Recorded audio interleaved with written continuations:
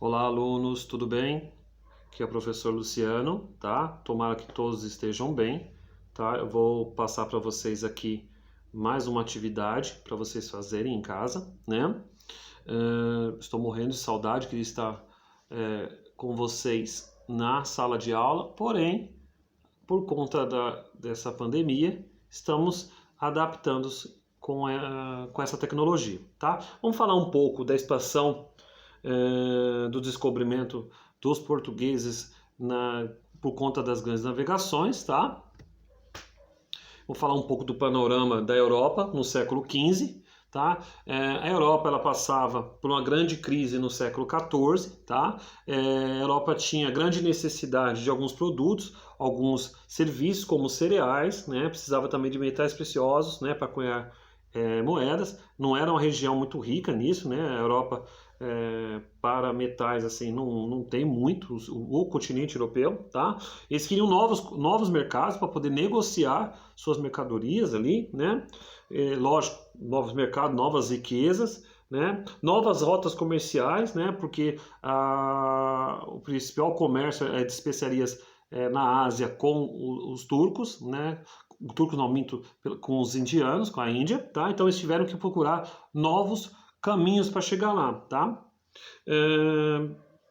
Que não dava mais pelo Mediterrâneo, porque estavam cobrando altos impostos e em alguns lugares os muçulmanos não deixavam passar. E também tinha a Itália que cobrava altos impostos ali. Então, Portugal, ele necessitava buscar novos, né? Quer dizer, a Europa inteira precisava, daqui a pouco ele vai falar de Portugal, que também tem as mesmas necessidades e ela vai procurar novos caminhos, tá?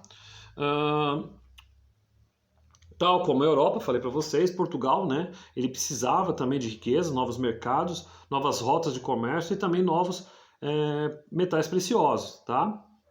Precisava também legitimar uma dinastia nova que tinha acabado de entrar, né?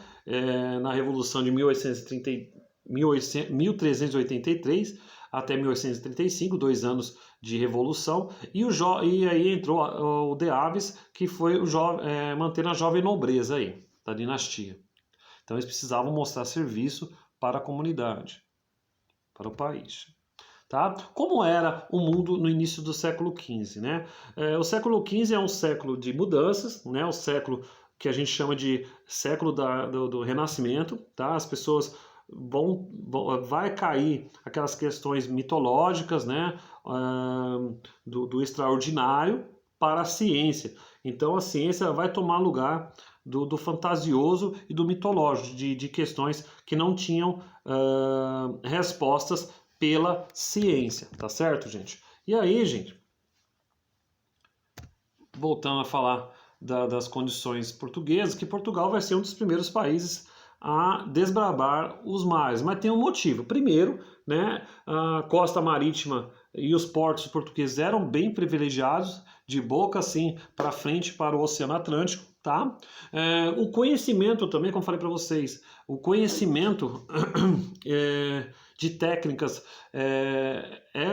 Portugal saía na frente dos outros países, né? Eles tinham grande experiência em navegações, né? De vela e de castre. Instrumentos como a orientação do astrolábio e também o quadrante ajudavam nas suas navegações. A longa experiência com navegação ajudou muito, né, na sua costa, né, não a longa, né, mas ele vai desbravar aí e atrás dessas navegações para procurar novos lugares, né? E aí Portugal ele tinha seus interesses para poder gastar e financiar isso, né? O que a coroa portuguesa, né, queria? Primeiro queria ouro, prata, né, para cunhar suas moedas, né? Queria novas rotas comerciais para chegar nas Índias, né? Porque estava muito caro e tinha os muçulmanos atrapalhando pelo Oriente, tá? Ocupar a nobreza, legitimar a dinastia, como eu falei para vocês, e procurar novos cereais. Tá? Já a igreja, né, o clero, ela queria converter gentios, índios, né, e ter mais fiéis, tá? A nobreza queria combater os infiéis em novas terras, né, e cargos, né, todo mundo tinha interesses aí. A burguesia ela queria novas rotas comerciais, ela queria também mais matéria-prima e novos mercados consumidores para poder negociar seus produtos, tá? Temos também a gente coloquei aqui no slide que eu vi no livro Povo Miúdo, né? São a população comum, né? Eles queriam novas condições de vida, né? Para todo mundo, tá? E Portugal ele vai chegar a ter essa abrangência toda aqui, tá? Então, eu vou pedir para vocês fazer as atividades agora, tá? Que eu já vou estar falando para vocês, tá? As atividades são, pessoal, tá? Eu vou pedir para vocês fazerem essas atividades, né? E entre elas está aqui. Quais eram os interesses da coroa portuguesa com a expansão marítima, tá? Facinho para vocês, né? Vocês podem usar o auxílio do livro didático, tá? De vocês e também a aula que nós tivemos agora, tá? Então, repetindo, quais eram os interesses da coroa portuguesa com a expansão marítima, tá? Todo mundo tinha interesse aí, queria saber da coroa, tá? 2, qual era o interesse da igreja, quer dizer, clero, né? Na expansão marítima portuguesa. Então, qual era o interesse da igreja, clero, né? Na expansão marítima portuguesa. 3, como era visto o mundo no início do século XV?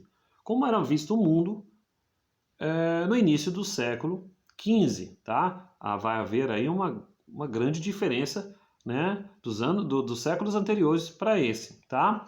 E quarta questão, né? Na verdade, vocês vão colocar a mão na massa aí. Eu quero que vocês façam um mapa, né, demonstrando as rotas das viagens do século XV. Então vocês vão desenhar um mapa, tá? E vão fazer, né, através de traços, as rotas das viagens do século XV, tá? Vocês vão citar, né?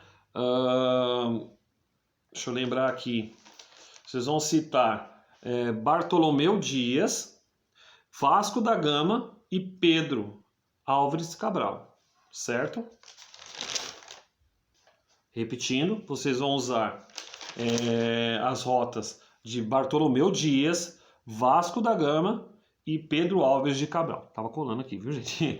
Tá bom? Então, lembrando, vocês vão mandar pelo meu privado, tá? Para me dar um ok, tá certo? Vocês podem fazer no caderno e mandar para mim, tá? No meu privado, para me dar ok, para me colocar o visto virtual para vocês, tá certo?